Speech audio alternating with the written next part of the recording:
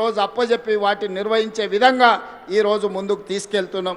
ఇదే కాదు, ఒకనాడు పెట్రోల్ బంకులు అంటే హైవే వెంబడి వెళ్తుంటే రిలయన్స్ పెట్రోల్ బంక్ అని అంబానీల పెట్రోల్ బంకులు కనిపించేది. కానీ మా నారాయణపేటకి వెళ్తే మా ఆడబిడ్డల పెట్రోల్ బంకు కనిపిస్తుంది. నెలకు 5-6 లక్షల రూపాయలు సంపాదించుకుంటున్నారు.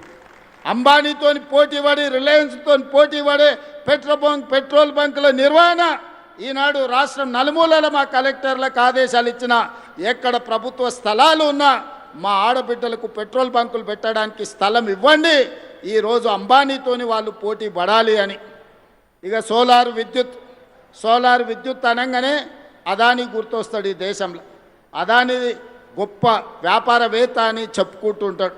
అట్లాంటి అదానీతోని 1000 మెగావాట్ల సోలార్ విద్యుత్ ఉత్పత్తి చేసే వ్యాపారాన్ని మా ఆడబిడ్డలకిచ్చి విద్యుత్ శాఖతో ఒప్పందం చేపించి మా బట్టి విక్రమార్క గారితో మీకు నిధులు విడుదల చేసే విధంగా చేపించి ఈనాడు అంబానీతో అదానీతో కూడా సోలార్ విద్యుత్ ఉత్పత్తిలో ఈరోజు మా ఆడబిడ్డలు పోటీ పడే విధంగా వ్యాపారంలో రాణించే విధంగా ఈరోజు ఆడబిడ్డలను మనం ప్రోత్సహిస్తున్నాం. అదే కాకుండా ఇవాళ 22 ఇంతకుముందు కార్పొరేట్ కంపెనీలు వాళ్ళ నెలవారీ సమీక్షలు వాళ్ళ కార్పొరేట్ కార్యాలయంలో పెట్టుకుంటారు. మా ఆడబిడ్డలు ఊర్లలో మహిళా శక్తి భవనాలు లేక చెట్టు కింద కూర్చునేటోళ్ళు. సరిగ్గా వారం 10 రోజుల కింద 8000 మహిళా స్త్రీ శక్తి భవనాలను ఒకేసారి ప్రారంభించుకొని మేము గ్రామ పంచాయతీ కట్టాలంటే భూమి దొరకలే. మా అధికారి దివ్యని అడిగిన ఎట్లా సాధించిందమ్మా మా ఆడబిడ్డల టెక్నిక్ ఏదో నాకు చెప్పండి అని.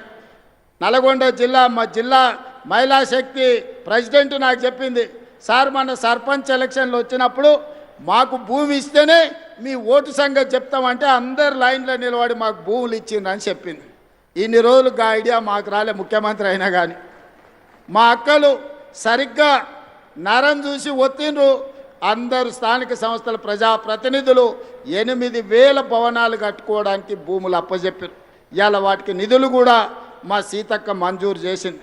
ఇదే కాదు, 22 జిల్లాలల్లో ఇందిరా మహిళా శక్తి భవనాలు కార్పొరేట్ ఆఫీసులతో పోటీ పడే విధంగా మీ జిల్లా ప్రణాళికలు మీ భవిష్యత్ ప్రణాళికలను రచించుకోవడానికి అద్భుతమైన ఆఫీసులు కట్టుకున్నారు.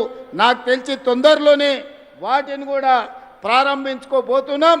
ఎవరైనా వస్తే మీ కార్పొరేట్ ఆఫీసులో కూర్చొని చర్చించే విధంగా మీకు అమెజాన్ నుంచి ఎవరు వచ్చినా మీ ఆఫీసులో కూర్చొని తలెత్తుకొని నడిపించే విధంగా ఈరోజు మీ జిల్లా మహిళా శక్తి భవనాలు రాబోతున్నాయి. ఇదే కాదు, ఈనాడు హైటెక్ సిటీ ప్రాంతంలో మైక్రోసాఫ్ట్, ఇన్ఫోసిస్, గూగుల్ ఇట్లా చెప్పుకుంటూ పోతే ప్రపంచంలో ఉండే ఐటీ కంపెనీలు ఉన్నాయి. భూములన్నీ వాళ్ళకే ఇచ్చారు. వ్యాపారాలంతా వాళ్ళే చేసుకోరు. హైటెక్ సిటీ పక్కన చూస్తే ఎక్కడ చూసినా వాళ్ళే ఉండే. ఏ రోజు ఎవరు కూడా ఇన్నేళ్లలో మీరు ఆలోచన చేయండి, ఎప్పుడన్నా హైటెక్ సిటీ పక్కన 1000 కోట్ల భూమి మీకు ఇవ్వాలన్న ఆలోచన ఎవరని చేసిండ్రా?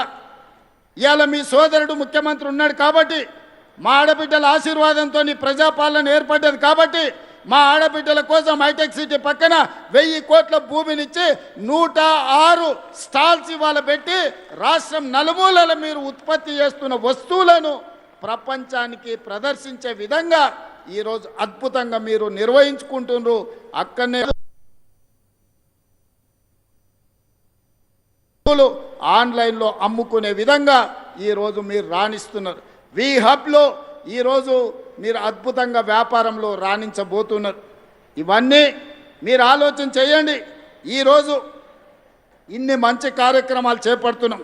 అంతెందుకు, ఇవాళ 553 బస్సులను ఈరోజు ప్రారంభించుకున్నామో లేదో కొంచెం 2 నిమిషాలల్లా మా పొదుపు సంఘాల సభ్యులుగా వర్ణదేవుడు కూడా ఈరోజు మా ఆడబిడ్డలతో చేరిపోయిండు.